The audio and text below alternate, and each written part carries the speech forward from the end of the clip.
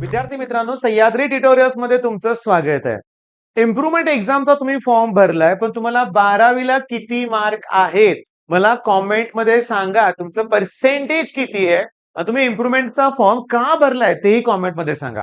बरीचशी मुलं आहेत की ज्यांचा जेईचा क्रायटेरिया 75% कंप्लीट नाहीये, म्हणून ते इम्प्रुव्हमेंटचा फॉर्म भरतायत.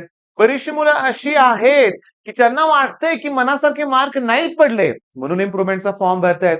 अरे 10th स्टँडर्ड सीबीएसई कितीतरी मुलं आहेत, जवळजवळ 60 to 70% हा मी म्हणतोय ते खरं आहे की जेई म्हणजे सॉरी 10th स्टँडर्ड सीबीएसई बरं का. मॅथ्सचा पेपर खूप अवघड होता, त्यामुळे बऱ्याच मुलांना मॅथ्स मध्ये कमी मार्क पडले. ते री एक्झाम देतात म्हणजे इम्प्रुव्हमेंट एक्झाम. मग ते सीबीएसई वाल्यांचं बरं आहे बरं का, एकेका सब्जेक्टची इम्प्रुव्हमेंट एक्झाम आहे. आपल्याला नाही आहे. आपल्याला इम्प्रुव्हमेंट एक्झाम देताना इंग्लिश पण द्यायचंय, सीएस आयटी हे पण सब्जेक्ट द्यायच्या बरोबर प्रॅक्टिकल एक्झाम, जर्नल सबमिशन ह्या सुद्धा फॉर्मॅलिटीज कंप्लीट कराव्या लागणार आहेत. मग पहिल्यांदा कॉमेंट करा तुमचे मार्क्स किती पडलेत ते सांगा आणि इम्प्रुव्हमेंट का देत आहे ते पण सांगा. आता इम्प्रुव्हमेंटचा फॉर्म तर भरलाय. पहिली गोष्ट म्हणजे जर मी इम्प्रुव्हमेंट एक्झाम मध्ये फेल झालो तर काय, अशी भीती काही लोकांना वाटते. तर एक लक्षात घ्या की इम्प्रुव्हमेंट एक्झाम तुम्ही देताय, याच्या अगोदर बोर्डची एक्झाम दिले.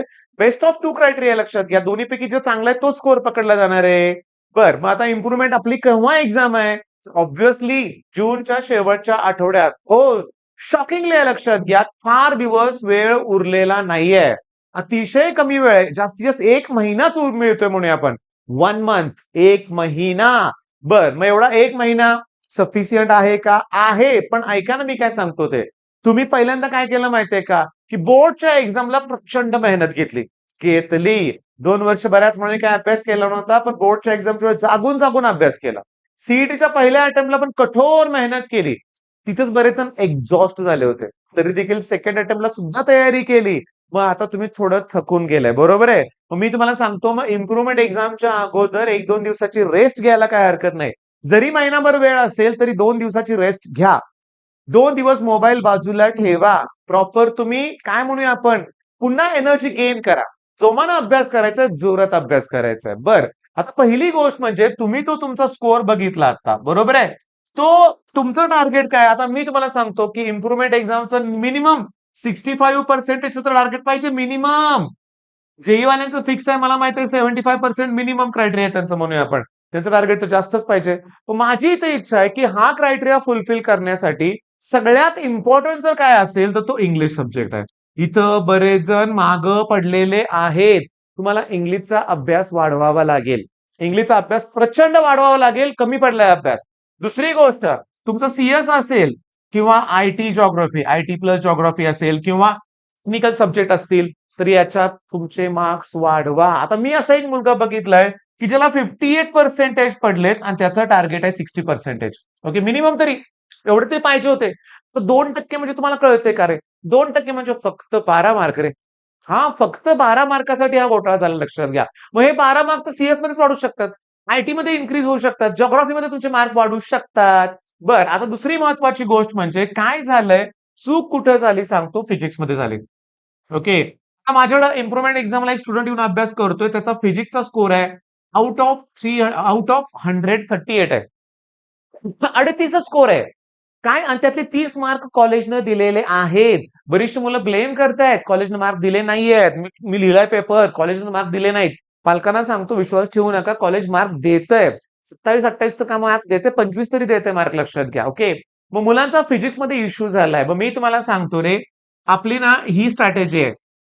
डेफिनेशन्स, डायग्रॅम, डिस्टिंग्विश आणि फिजिक्स मध्ये लॉज. तुम्ही जर हे बघितलं आपण, डेफिनेशन, डायग्राम, डिस्टिंग्विश आणि लॉज, तर हे जवळजवळ तुमचं 70 मार्काचं आहे ना.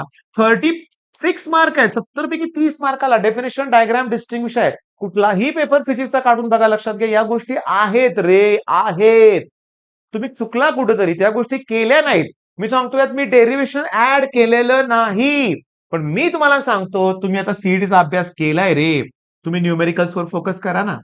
न्यूमेरिकल्स, फिजिक्सचे न्यूमेरिकल्स 2 मार्काचे किती असतात माहिती का? सेक्शन बी मध्ये 5 असतात आणि सेक्शन डी मध्ये 3 असतात, ऑलमोस्ट 16 मार्क झाले. आणि 3 एमसीक्यू असतात, 19 मार्क झाले. म्हणजे 19 मार्काचे न्यूमेरिकल्स हे सोपे आहेत रे, फॉर्म्युला बेस्ड न्यूमेरिकल आहेत. मग फिजिक्समध्ये मला या गोष्टी तुमच्याकडून हव्यात.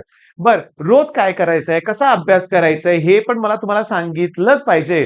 रोज काय करायचं हे टार्गेट तुम्हाला दिलं पाहिजे. हे टार्गेट तुम्हाला दिलंच पाहिजे.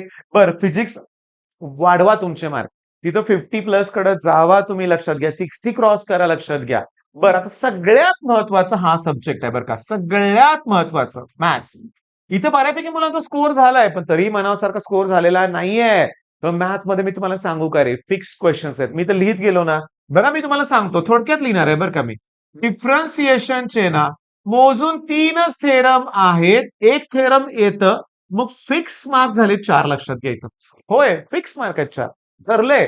दुसरी गोष्ट, प्रोबॅबिलिटी डिस्ट्रीब्युशन आणि बायनॉमियल डिस्ट्रीब्युशन मध्ये एक्सपेक्टेड व्हॅल्यू आणि व्हॅरियन्स काढून बघा पेपर. कुठलाही पेपर काढला तर हे प्रश्न तुम्हाला दिसणार आहेत. मग हे 2 मार्क फिक्स आहेत, लक्षात घ्या. त्याच्यानंतर मी तुम्हाला सांगू का, एलपीपीचा सेक्शन डी मध्ये एक क्वेश्चन फिक्स असतो, फिक्स आहे. Integration properties theorem section D मध्ये एक प्रश्न फिक्स आहे. मेथड ऑफ रिडक्शन मॅट्रिक्स मध्ये एक क्वेश्चन फिक्स आहे. लॉजिकचं ट्रूथ टेबल किंवा स्विचिंग सर्किट एक प्रश्न फिक्स आहे. म्हणजे हे झाले काय, 22 प्रश्न तर इथंच फिक्स झाले, 25%. चूक केली मॅथ्सला, ती आपल्याला इम्प्रूव्ह करायची आहे. एक चूक केली मॅथ्स मध्ये असेल तर ती इम्प्रूव्ह करायची आहे. काय तर बाळांनो, हा सगळ्यात सोपा टॉपिक आहे. 12 मार्काचं वेटेज आहे. लाईन आणि प्लेन 10 मार्काचं वेटेज आहे. अरे इथंच 22 झाले मार्क. इथं याच्यात ते मार्क इन्क्लूड नाहीयेत. हे 22 मार्क वेगळे, ते 20-25 मार्क वेगळे, म्हणजे 44 झालं का. एवढं केलं तर कम्प्लीट फिक्स क्वेश्चन आणि हे येणार आहे बाळांनो. पण अजून सांगतो तुम्हाला, अजून एक टॉपिक तुम्हाला करायचं आहे. ट्रिगो फंक्शन, ट्रिग्नोमेट्रिक फंक्शन 10 मार्काला आहे.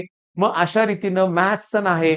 मला ना, मी तुम्हाला सांगू का, 1 जून नंतर मी एक स्ट्रॅटेजी घेऊन येतोय. मी रेग्युलर मुलांसाठी घेऊन येतोय लाईव्ह लेक्चर. मग त्याबरोबर इम्प्रुव्हमेंटच्या मुलांचा पण फायदा होणार आहे. मला जी रेग्युलर अभ्यास करणारी मुलं आहेत त्यांचा सुद्धा पोर्शन 21 जून पर्यंत, जुलै पर्यंत एड करायचा आहे. हा बाळांनो, या वर्षी डिसेंबर मध्ये सीईटीची एक्झाम असणार आहे. तर ही स्ट्रॅटेजी दी मोस्ट इम्पॉर्टंट आहे. मग आता हे सगळं झालं, पण आता केमिस्ट्रीमध्ये आमचं ना 4D म्हणूया आपण, 4D यात डेफिनेशन येणार. डायग्राम फक्त इलेक्ट्रोकेमिस्ट्रीच्या 4 डायग्राम करायच्या, ती आतलीच येते. डायग्राम आली तर त्या 4 पैकीच येणार, लक्षात घ्या. डिस्टिंग्विश खूप कमी आहेत, आणि फिजिक्स मध्ये नाही, पण केमिस्ट्रीमध्ये आपण डेरिव्हेशन करतो. सगळे डेरिव्हेशन आपण करणार आहे, लाईव्ह घेणार आहे आपण, लक्षात घ्या तुमचं.